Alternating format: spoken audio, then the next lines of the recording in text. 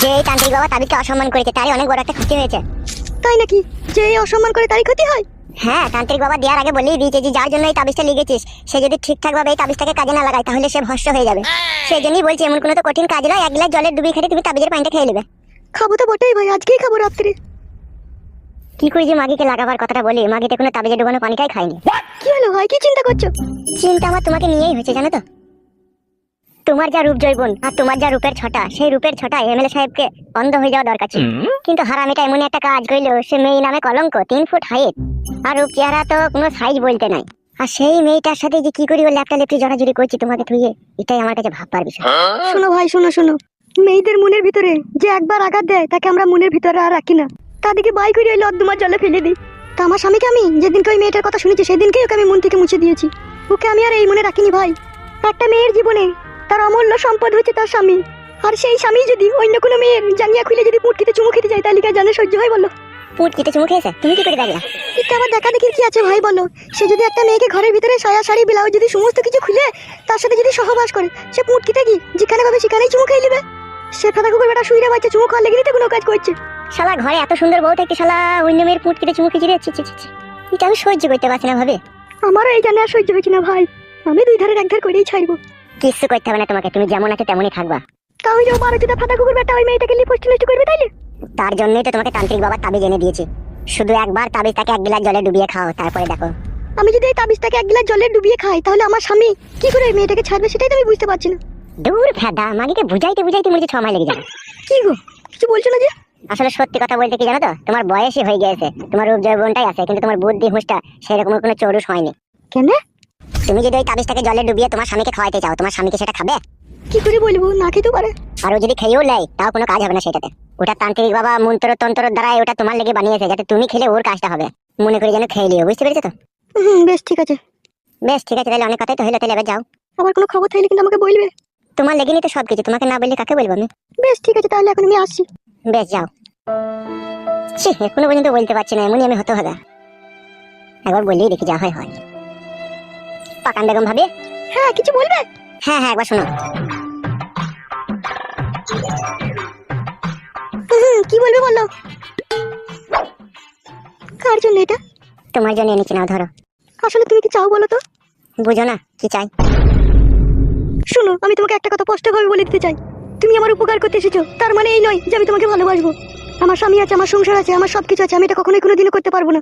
এই বাড়ে মাগিটা আবার অন্য লাইনে চলে গেছিল না। আমার স্বামী মদখোর হোক, মাতাল হোক, লম্পট হোক, চরিত্রহীন হোক, তবু সে আমার স্বামী। আমি তাকে রূপ যৌবন দেখেছি, তাকেই দেখাবো। আমি আর অন্য কোনো পরপুরুষকে দেখাতে চাই না। শোনো শোনো, একটা কথা বলি।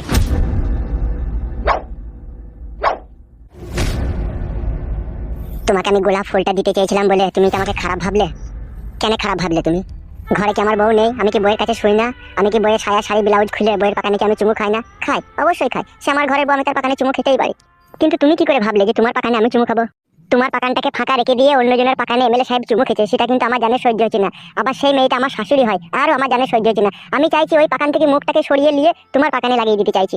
আর তুমি ভাবছো আমি তোমার পাকানে চুমু খেতে চাই, ওই জন্য তোমাকে গোলাপ ফুলটা দিতে চাইলাম, কিন্তু আদেও না, সেটা নয়। আমি কি আমার অতই পাকান পাগল ছেলে নাকি তাই তোমার পাকানে মুখ লাগিয়ে চুমু খাবো? শুধু তুমি আমার বৌদি হও বলে, তোমাকে একটু ভালোবাসি বলে সেই জন্য গোলাপ ফুলটা দিতে চাইছিলাম, আর তুমি খারাপ ভেবে নিলে। আমি বুঝতে পারিনি ভাই, বেশ দাও, ফুলটা দাও। ও লিতে হবে না, ফুল আর লিতে হবে না। ফুল যদি তুমি আবার হাতে লাও, তুমি তো আবার মনে মনে ভাববা যে আমার পাকানেও চুমু খেতে চাই। পাকানে চুমু খাবো না, অত তোমার চিন্তা নাই। তুমি কথাগুলো কি বললে একবারও ভেবে দেখেছো তুমি? সারা রাত না ঘুমিয়ে ভোরবেলা গিয়ে তান্ত্রিক বাবার কাছ থেকে তোমার লেগে তাবিজ এনেছি, তাহলে তোমার কথা ভাবে না তো কার কথা ভাবি আমি?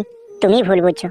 একটা ছেলের সাথে যখন একটা মেয়ের সব রকমের কথা হয়, তার জন্য রাত জেগে তান্ত্রিক বাবার কাছ থেকে তাবিজ নিয়ে আনে, তার জন্য রাতে ঘুম আসে না, তার জন্য চিন্তা ভাবনা করে, তার জন্য গোলাপ ফুল নিয়ে আসে, তার শরীরের অঙ্গ পতঙ্গ সমস্ত রকমের কথা বলে, তাহলে সেটা ভালোবাসা ছাড়া আর কি বলো?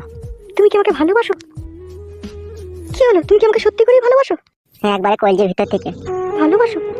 হুম। কই আমার দিকে একবার তাকাও। জানো পাকান বেগম ভাবে, তোমাকে সারা জীবন এভাবে বুকে জড়িয়ে রাখতে ইচ্ছা হচ্ছে আমার। রাখো, আমিও থাকতে চাই। কি হলো, করবো কেন? চুমু খাবো এখনই? এখন কেউ না, এখনই তো ভালো হবে। চলো।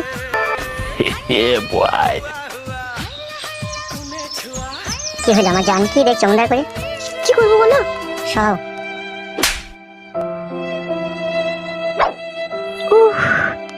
ঢুকিয়ে যান। এই তো হয়ে গেছে শোনা আমার। লাগছে ও আগরে না শোনা আমার লোক ফুক চলে আসবে কোনি লাগছে গো।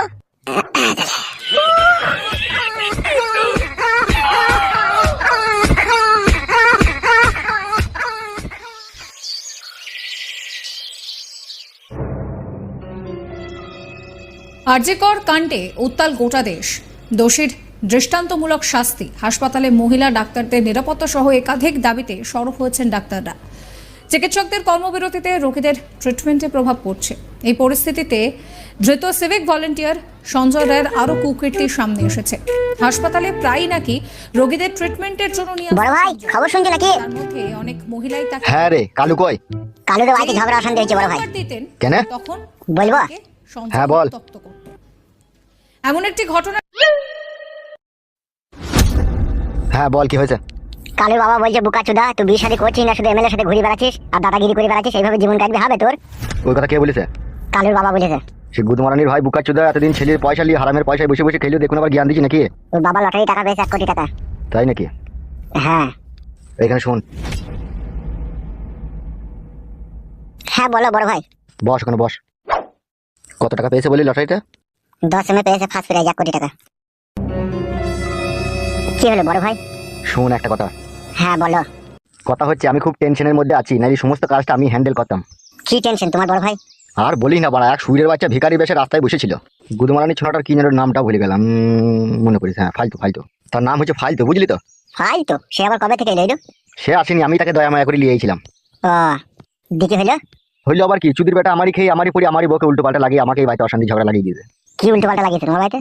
আর বলি না, পরশুদিন নারকেল বেগম আমার সাথে দেখা করতে এসেছিল, তাই ওকে আমি ঘরে ভরে একটা কাজ করলাম। আচ্ছা। কালু আর ওই ছেলেটা দাঁড়িয়ে ছিল যাকে আমি নিয়েছিলাম, ঠিক আছে? ও তো আমাদের তো কাজ টাজ হয়ে গেল, তারপরে নারকেল বেগম বাড়ি চলে গেল। তারপরে ও বুকাচোদা বলছে কাকা আমার খুব খিদি লেগেছে, আমাকে যেটি ভাত দিলে ভালো হতো। হুম তাই আমি বললাম এর কথা ভাত হবে, তাহলে চো আমার বাড়ি চো, আমি তো করে গিয়ে ভাত দেবো। দিয়ে দিয়ে তো বাড়ি নিয়ে গেলাম, তোর ভাবিকে ডাকলাম, তোর ভাবির সামনে মারা সব গড় গড় করে সব সত্যি কথা বলে দিল যে আমি ওই মেয়েটার সাথে এখানে কাজ করছিলাম। গুড মানে ভাইকে বারণে করে মারতে পারো নি? কি বলবো মারার বল, বানা বিশাল ময়া লাগিয়ে জানিস, ওকে দেখে বউ হারিয়ে গেছে না কি বলছি, তুই বুঝি মাথা খারাপ হয়ে গেছে। ও মাথা খারাপ হয়ে গেছে? তাই তো বলছি ও শালো এখন। তা সেই ছেলেটা কোন কোথা? সে আবার কোথা থাকবে, সে ভাত মাত খেয়ে পালাবে। কাকা আমি পালাইনি গো, আমি ঝোলাটা লিখতাম। গুদমারানির ভাই বুকাচুদা সুরে বাচ্চা তো আবার এখানে এইছিস? আমি ঝোলাটা লিয়ে পালাবো কাকা। বুকাচুদা তুই ঝোলা নাইবে, ঝোলা ফেলে দিচ্ছি আমি।